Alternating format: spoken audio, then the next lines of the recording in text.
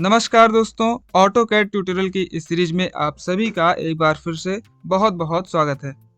दोस्तों, पिछली वीडियो में हमने आर्क कमांड और स्पैन्स कमांड के बारे में सीखा था। इस वीडियो में हम सीखने वाले हैं एरे कमांड और मिरर कमांड के बारे में।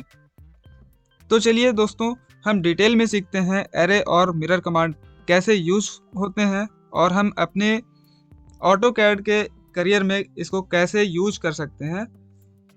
इससे हमारा दोस्तों काफ़ी टाइम सेव होता है।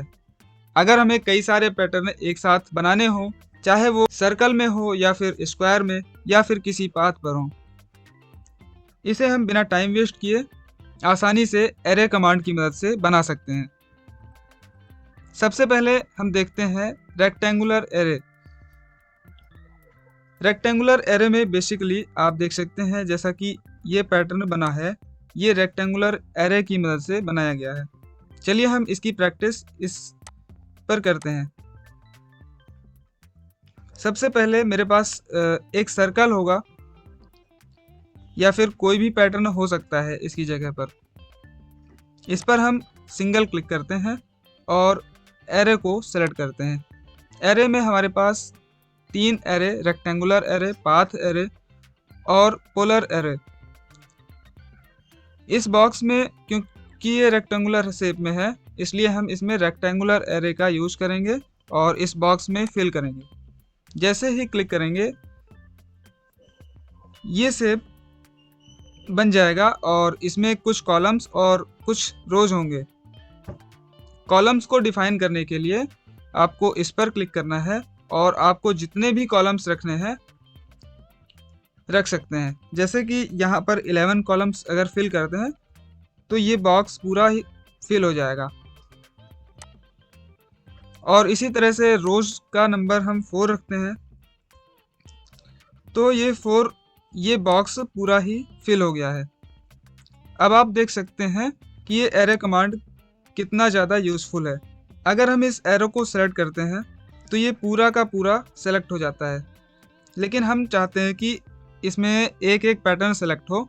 तो इसके लिए हमें सबसे पहले तो हम कंट्रोल जेड कर लेते हैं, वापस आ जाते हैं और दोबारा से हम इसमें एरे कमांड यूज़ करते हैं, रेक्टेंगुलर एरे। और यहाँ पर हम कॉलम का नंबर देते हैं 11 और रोज नंबर हम दे देते हैं 4। इसके बाद आपको एक ऑप्शन दिखेगा एसोसिएटिव का। अगर हम इस एसोसिएटिव ऑप्शन को डिसेबल कर देते हैं तो और फिर एंटर, तो आप देख सकते हैं कि जो हमारे पैटर्न्स हैं वो सिंगल ही सेलेक्ट हो रहे हैं। तो इस तरह से आप दोनों टाइप से रेक्टेंगुलर एरे को यूज कर सकते हैं। अब बात करते हैं पाथ एरे की। पाथ एरे किसी पाथ पर बनाए जाते हैं, जैसे कि आप इस फिगर में देख सकते हैं। चलिए हम इसका यूज इस आर्क पर करके दिखाते हैं कि इस आर्क पर हम एरे कमांड को कैसे यूज करते हैं। सबसे पहले हम इस पर एक सर्कल बना लेते हैं।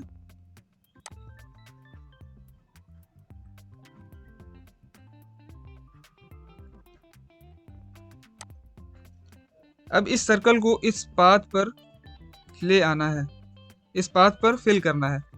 फिल करने के लिए आपको सबसे पहले ऑब्जेक्ट को सेलेक्ट करना है और फिर पाथ एरे को सेलेक्ट करना है। इसके बाद उस पाथ को सेलेक्ट करना है जिस पर हमें एरे करना है या फिर उस पर कई सारे पैटर्न इस ऑब्जेक्ट के बनाने हैं। इस पर क्लिक करते ही आपका ये पैटर्न इस पाथ पर ड्रॉ हो जाएगा। आप इसके नंबर को भी कम या ज़्यादा कर सकते हैं। इसके लिए आपको इसके बीच का डिस्टेंस डिफाइन करना होगा। जैसे कि यहाँ पर आइटम्स का जो नंबर है वो 5 है। अगर हम इसके डिस्टेंस को और कम करते हैं, जैसे कि यहाँ पर 211 है, हम इसके बीच के डिस्टेंस को और कम करते हैं, जैसे कि 100 कर देते हैं। एंटर। आप देख सकते हैं कि यहाँ पर ये और पास हो गए हैं। इस तरह से हम इसके बीच के डिस्टेंस को डिफाइन करके आइटम्स के नंबर को हम डिफाइन कर सकते हैं। हम इसमें रोज के नंबर को भी बढ़ा सकते हैं। हमें रोज पे आना है और यहाँ पर जितने भी रोज हमको रखने हैं, जैसे कि 2 रोज रखने हैं, एंटर। और आप देख सकते हैं कि ये ऊपर भी बन चुका है, इसके 2 रो बन चुके हैं। पाथ एरे का दूसरा एप्लीकेशन ये है कि अगर हमारे पास कोई पैटर्न है और हम चाहते हैं कि वो बिल्कुल ही इसी शेप में बने और वो लाइन पर बेस्ड ना हो, तो इसके लिए आपको सिंपली, पहले तो मैं इसे डिलीट कर देता हूँ। हमें बिल्कुल ऐसा पैटर्न बनाना है। ऐसा बनाने के लिए सिंपली सबसे पहले हम ऐसा पैटर्न ड्रॉ कर लेते हैं।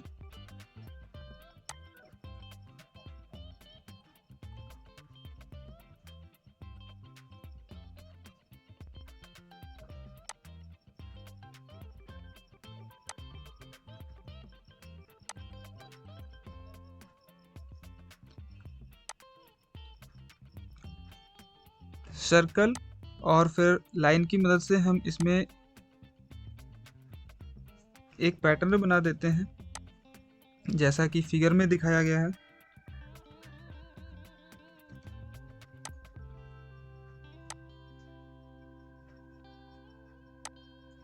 और फिर इन लाइन को हम ट्रिम कर लेते हैं।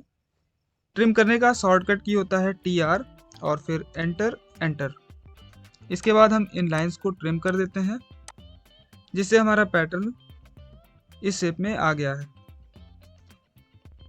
अब हम चाहते हैं कि ये पैटर्न इस पूरी लाइन पर फिल हो जाए बिना अपनी डायरेक्शन चेंज किए। तो इसके लिए सबसे पहले हमें इस पैटर्न को सेलेक्ट कर लेना है और फिर पाथ एरे पर क्लिक करना है और फिर पाथ को सेलेक्ट करना है। आप देखेंगे कि जो पैटर्न है इसका डायरेक्शन बिल्कुल ही पाथ के अकॉर्डिंग बन चुका है, लेकिन हम चाहते हैं कि ये बिल्कुल ही इस शेप में बने। इसके लिए आपको अलाइन आइटम्स पे क्लिक करना है। अलाइन आइटम्स पे क्लिक करते ही आपका जो शेप है वो बिल्कुल पहले जैसे शेप का बन चुका है। अब अगला आता है पोलर एरे। पोलर एरे का मतलब होता है अगर किसी पोल से किसी एरे को ड्रॉ करते हैं तो वो पोलर एरे होता है। जैसे कि मेरे पास ये सर्कुलर पाथ है और मुझे इस पर सेम पैटर्न के कई सारे डायग्राम बनाने हैं। तो इसके लिए सबसे पहले हम इस पर एक सर्कल ड्रॉ कर लेते हैं और फिर इसे एरे की मदद से इस पूरे सर्कल पे एक पैटर्न बन जाएगा। सबसे पहले ऑब्जेक्ट सेलेक्ट करते हैं और इसके बाद एरे में पोलर एरे को सेलेक्ट करना है।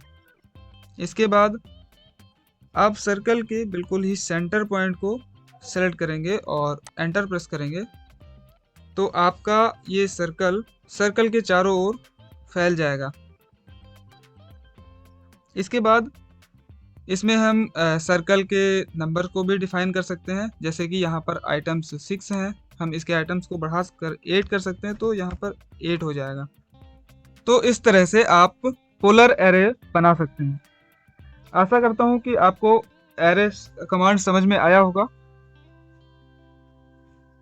अगर आपको किसी भी तरह का डाउट होता है तो आप कमेंट बॉक्स में कमेंट कर सकते हैं, जिसका रिप्लाई हम जल्द से जल्द देने का कोशिश करेंगे। अब आते हैं अगले कमांड की तरफ, जो है मिरर कमांड। दोस्तों, मिरर का मतलब होता है उसका प्रतिबिंब। जैसा कि आप इस फिगर में देख सकते हैं कि एक ऑब्जेक्ट बना हुआ है और हम चाहते हैं कि इसका मिरर इसके ठीक पीछे बने। तो इसके लिए सबसे पहले इस ऑब्जेक्ट को सेलेक्ट करना है और इसके बाद मिरर कमांड आपको मॉडिफाई पैनल में दिख जाएगा। इस पर क्लिक करना है और इसको जिस भी डायरेक्शन में मिरर करना है उस डायरेक्शन में आप इसको सेलेक्ट कर सकते हैं। जैसे कि ये फर्स्ट पॉइंट को सेलेक्ट किया और इसके बाद आप जिस भी डायरेक्शन में मिरर करना चाहते हैं उस डायरेक्शन में इसे मिरर कर सकते हैं। जैसे कि मुझे 180 डिग्री पर मिरर करना है, बिल्कुल इस मिरर के ठीक पीछे, तो इस पर एंड पॉइंट यहाँ पर स्टार्ट करते हैं और ये मिरर इमेज बन चुका है। इसके बाद ये पूछता है क्या आप सोर्स ऑब्जेक्ट को इरेज करना चाहते हैं, तो बिल्कुल नहीं। हम इस पर नो पर क्लिक करते हैं और आपका ये ड्राइंग रेडी हो चुका है। इसके बाद इसका दूसरा एप्लीकेशन देखते हैं।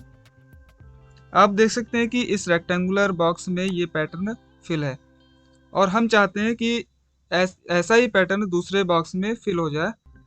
तो इस जगह पर भी हम मिरर कमांड का यूज कर सकते हैं। सिंपली पैटर्न को सेलेक्ट करना है और मिरर कमांड पे क्लिक करना है और फिर उसका पाथ सेलेक्ट करना है, जैसे कि इस पॉइंट से इस पॉइंट तक। और सोर्स ऑब्जेक्ट को इरेज करना चाहते हैं, नो। तो आप देख सकते हैं कि सेम पैटर्न इस बॉक्स में भी फिल हो चुका है।